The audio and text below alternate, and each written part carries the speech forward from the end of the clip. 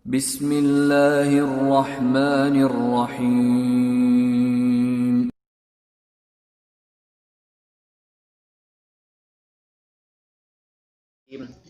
Assalamualaikum warahmatullahi wabarakatuh. Alhamdulillahilladzi ja'ala al-lughata al-arabiyyata min ahsanil lughati fil alam wa ja'ala nabiyyahu wa rasulahu Muhammadan sallallahu alaihi wasallam afsahil bashari kalaman. كيف حالكم أيها الطلبة البررة؟ ندعوكم جميعا على صحة وعافية وستر. التقينا بهذه المناسبة المباركة في تعليم مادة النحو الواضح، خاصة للصف العاشر، وهو في باب الاسم المعتل، في باب اسم المعتل الآخر الذي سندرسه في لقائنا الأول. تسهيلا لي وتفهيما لكم، سامحوني هنا أن أشرح هذه المادة بلغة صريحة وهي اللغة الإندونيسية. Para santri Madrasah Aliyah Tahfidzul Quran Istiqomah Sambas kelas 10 yang mudah-mudahan kita semua berada dalam lindungan Allah Subhanahu wa taala. Pada kesempatan kali ini kita akan mengawali pembelajaran materi Nahwul Wadih sebagai bentuk kelanjutan daripada juz pertama yang sudah kita pelajari bersama di kelas takhassus. Kita akan melanjutkan pada juz yang kedua, mengawali pada bab al-ismul mu'talul akhir, isim mu'tal akhir, atau dengan makna yang lain, isim yang terdapat pada huruf akhirnya huruf illat. Yang qasimul ismul mu'talul akhiru ila qismain. Terbagi isim mu'tal akhir ini kepada dua bagian. Yang pertama al-maqsur, isim maksur.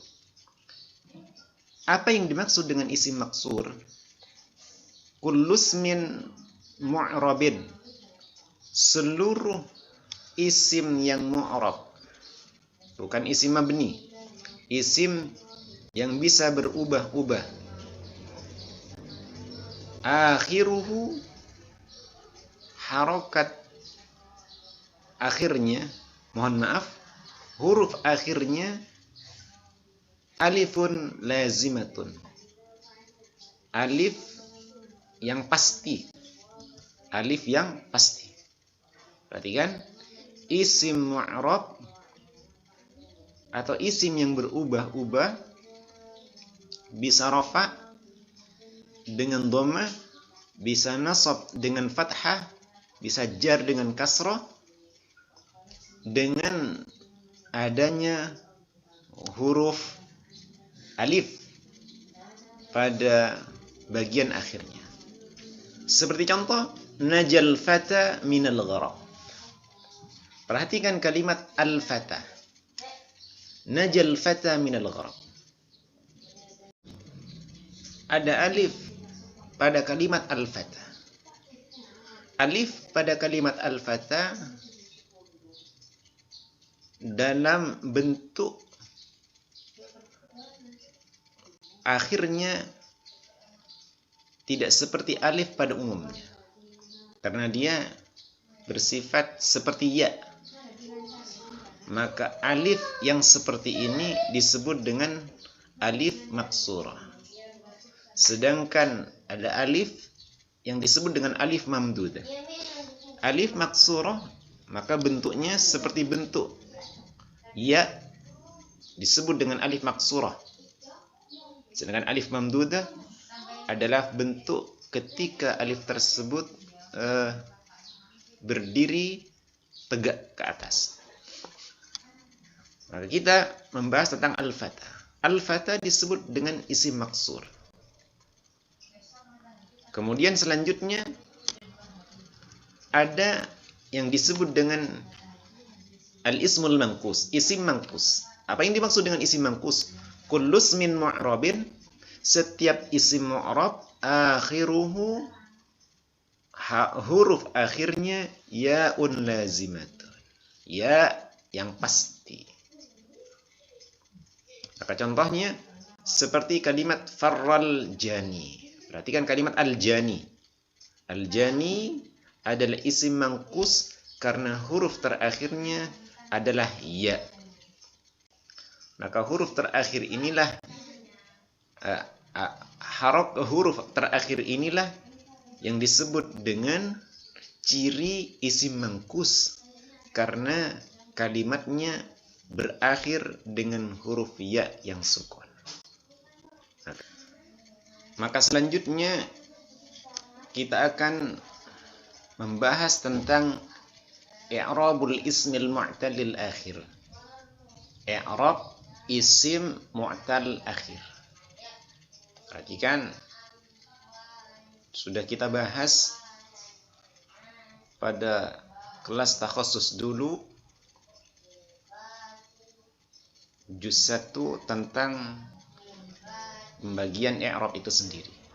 I'rab terbagi menjadi pembagian. Yang pertama i'rab rafa, i'rab nasab, i'rab jar, i'rab jazm. Sedangkan kalimat ini yang sedang kita bahas adalah isim. Maka hanya meliputi 3 ranah i'rab saja. Yang pertama i'rab rafa, i'rab nasab, dan i'rab jar, dan tidak ada i'rab jazm. Perhatikan yang pertama, isim maksur, khusus i'rab rafa. Rafa yang salah satu kedudukannya menjadi fa'il. Karena fa'il wajib rafa. Perhatikan, ja'al mustafa. Ja'al mustafa, telah datang orang yang terpilih. Al-mustafa. Al-mustafa bagian daripada isim maksur. Rafa, maka rafa'nya tidak muncul dhammahnya. Kemudian an-nasbu, i'rab nasab, yang salah satu kedudukannya atau mauqi'nya atau manzilahnya adalah maf'ul. Seperti contoh, ra'aitul mustafa, saya melihat orang yang terpilih. Selanjutnya al-jarru atau majrur. Bagaimana contohnya? Marartu bil mustafa, saya lewat bertemu dengan orang yang terpilih. Yang pertama, ja'al mustafa, rafa, dhammah, tapi dhammahnya tidak nampak. Ra'aitul mustafa menjadi maf'ul yang i'rabnya nasab, akan tetapi nasabnya tidak nampak pada huruf akhirnya. Kemudian kedudukan majrur, isim majrur, i'rabnya jar, marartu bil mustafa. Al-mustafa majrur dengan ba, tapi tidak nampak i'rab jarnya. Kemudian ada isim mangkus. Perhatikan pada isim mangkus, rafa, salah satu kedudukan rafa adalah fa'il. Ja'al qadi, telah datang hakim tersebut. Al-qadi huruf akhirnya adalah ya yang harokatnya adalah sukun. Selanjutnya an-nasbu, i'rab nasab, yang salah satu kedudukan nasab itu adalah maf'ul. Seperti contoh ra'aitul qadiyah. Maka berbeda daripada kalimat-kalimat sebelumnya, khusus daripada isim mangkus yang i'rabnya nasab, yang salah satunya adalah berkedudukan maf'ul, maka nasabnya fathahnya jelas. Maka dibaca dengan ra'aitul qadiyah. Kemudian al-jarru, jar, kedudukannya isim majrur. Marartu bil qadi. Marartu bil qadi, saya lewat bertemu dengan seorang hakim. Kalimat al-qadi bagian daripada isim mangkus, akan tetapi harokat akhirnya sukun. Maka dari dua isim mu'tal akhir ini seluruhnya dikira-kira di dalam i'rab, akan tetapi ada satu daripada dua isim ini yang i'rabnya jelas, yakni isim mu'tal akhir yang disebut dengan isim mangkus, khusus pada materi yang an-nasbuh, yakni maf'ul. Ini salah satu daripada kedudukannya, yakni maf'ul. Sedangkan i'rab nasab tidak hanya maf'ul saja, banyak. Maka dibaca dengan i'rab yang jelas, ra'aitul qadiyah. Tidak dibaca ra'aitul qadi, khusus isim mangkus yang i'rabnya nasab, yang salah satu kedudukannya adalah maf'ul. Sedangkan pada isim-isim yang lain, pada isim maksur dan isim mangkus selain daripada nasab, seluruhnya dikira-kira. Dikira-kira. Dari kalimat ja'al mustafa, ra'aitul mustafa, marartu bil mustafa, ja'al qadi, marartu bil qadi, seluruh i'rabnya dikira-kira.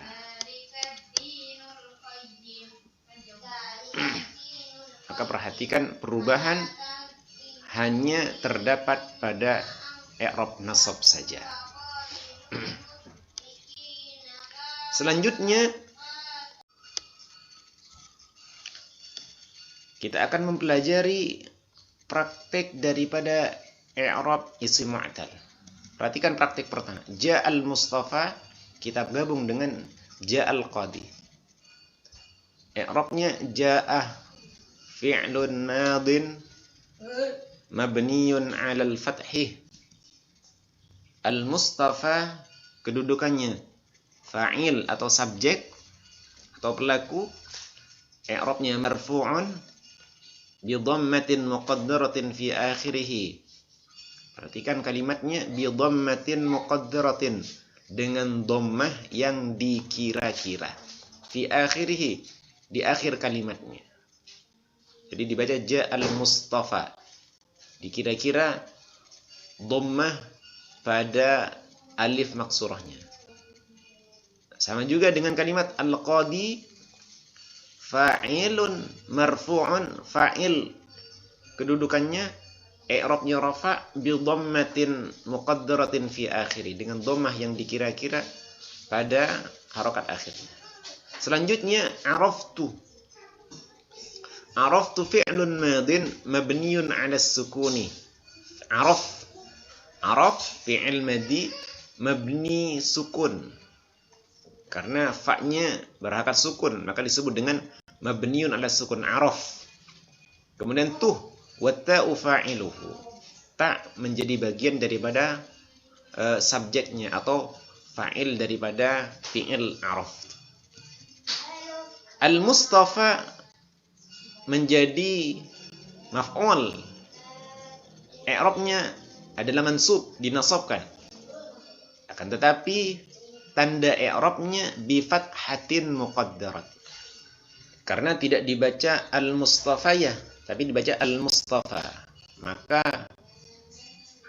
tanda i'rab nasabnya adalah dikira-kira bi fathatin muqaddaratin fi akhirih. Selanjutnya al-qadiyah. Al-qadiyah, mohon maaf, kalimatnya adalah al-qadiyah. Al-qadiyah di sini bagian daripada kedudukan yang seharusnya nasab dengan fathah. Mohon maaf, tidak tercantum di sini al-qadiyah, tapi al-qadi. Yang benar adalah Al-Qadiyah. Mohon dicatat Al-Qadiyah, bukan Al-Qadi. Karena nasabnya isim mangkus, fathahnya zahirah atau jelas. Maka di sini yang keliru adalah pentashkilannya, yakni pengharakannya. Al-Qadiyah seharusnya, bukan Al-Qadi. Kedudukannya maf'ul mansubun nasab bi fathatin zahiratin, dengan fathah yang jelas fi akhirih. Khusus isim mangkus yang i'rabnya nasab, salah satu kedudukannya adalah maf'ul, maka nasabnya dengan fathah yang jelas. Selanjutnya jar, marartu bi, fi'lun madin, fi'il madi mabniun 'ala sukun karena marar. Wa ta'u fa'iluhu, dan tak menjadi fa'ilnya. Perhatikan i'rabnya al-Mustafa. Al-Mustafa ismun majrur, isim yang dijarkan. Bi kasratin zahiratin, dengan kasrah yang dikira-kira. Dengan kasrah yang dikira-kira, maka inilah bagian daripada i'rab al-Mustafa yang kedudukannya adalah jar, ismun majrurun bi kasratin muqaddaratin, dengan kasrah yang dikira di akhirnya. Kemudian al-Qadi pada prinsip i'rabnya juga sama. Marartu bil qadi, maka i'rabnya ismun majrurun, isim jar bi kasratin muqaddarah, dengan kasrah yang dikira-kira juga di akhirnya. Maka dari seluruh rangkaian i'rab isim mu'tal di sini bisa kita mengambil kesimpulan bahwasanya i'rab rafa'nya isim mu'tal khusus yang maksur dan mangkus dengan dhammah muqaddarah atau dengan dhammah yang dikira-kira, khusus isim mu'tal maksur nasabnya dikira-kira, akan tetapi isim mangkusnya dengan bentuk yang zahir. Kemudian jar, jarnya isim maksur dikira-kira dan isim mangkus pun juga dikira-kira. Berarti dari sekian rangkaian i'rab ini hanya satu i'rab nasab yang tanda nasabnya zahirah atau jelas dan tidak dikira-kira. Maka bisa kita mengambil kesimpulan bahwasanya seluruh i'rab yang ada di isim maksur dan isim mangkus, baik rafa, nasab dan jar, seluruhnya dikira-kira, hanya ada satu i'rab nasab yang terdapat pada isim mangkus, i'rab nasabnya dengan fathah zahirah. Saya tegaskan lagi bahwasanya seluruh rangkaian i'rab yang terdapat pada isim maksur dan isim mangkus seluruhnya muqaddarah, hanya ada satu isim mu'tal akhir mangkus yang i'rab akhirnya zahirah, yakni isim mangkus yang i'rabnya nasab. Salah satu kedudukannya adalah maf'ul. Maka inilah pembahasan pertama kita daripada materi pembelajaran An-Nahwul Wadih, khusus di dalam bab Al-Ismul Mu'tallul Akhir. Mudah-mudahan apa yang kita bahas pada pertemuan kali ini diberkahi oleh Allah Subhanahu wa Ta'ala, dan ilmu yang kita dapatkan menjadi ilmu yang bermanfaat di dunia dan di akhirat. Hadanallah wa iyyakum ajma'in. Nakhtatim muhadaratana